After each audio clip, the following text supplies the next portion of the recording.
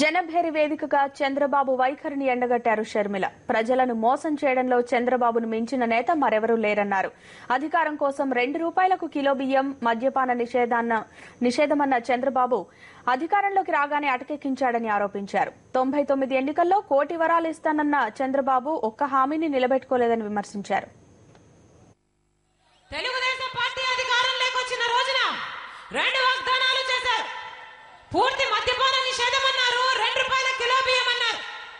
చంద్రబాబు గారు ముఖ్యమంత్రి కుర్చీలో కూర్చొని ఏ ఒక్క వాగ్దానము నిలబెట్టుకోలేదు.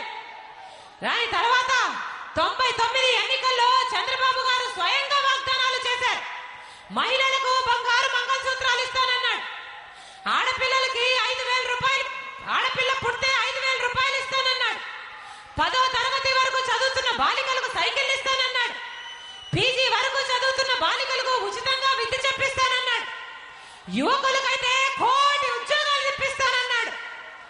వీటిల్లో ఏమైనా చంద్రబాబు గారు నిలబెట్టుకున్నారా? 5 సంవత్సరాలు ముఖ్యమంత్రిగా ఉన్నారు. పాపం ప్రజలు నమ్మి ఓట్లేస్తే ఒక్కటంటే ఒక్క వాగ్దానాన్ని పూర్తిగా నిలబెట్టుకోలేదు చంద్రబాబు గారు. మొన్న 2009 ఎన్నికలప్పుడు రాజశేఖర రెడ్డి గారు 2004 నుంచి 2009 వరకు ముఖ్యమంత్రిగా చేసిన తర్వాత ఏ ఒక్క వాగ్దానము ఇవ్వలేదు.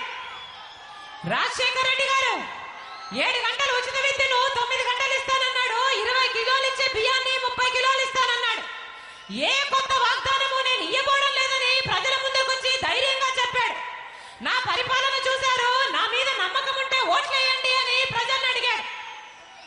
అంతవరకు రాజశేఖర రెడ్డి గారి పనితీరు చూసిన ప్రజలు మళ్ళీ ఈయనే మాకు ముఖ్యమంత్రి కావాలి అని ఓట్లేసి ప్రజలు 2009లో రాజశేఖర రెడ్డి గారిని గెలిపించారు. అది రాజశేఖర రెడ్డి గారికి ఉన్న విశ్వసనీయత. అదే 2009 ఎన్నికల్లో చంద్రబాబు గారు అన్నారు, క్యాష్ ట్రాన్స్ఫర్ అంటూ ₹2,000 నగదు బదిలీ అన్నా ప్రజలు నమ్మలేదు.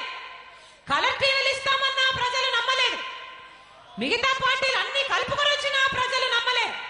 ఎందుకంటే చంద్రబాబు గారికి అలవాటు లేదు. చంద్రబాబు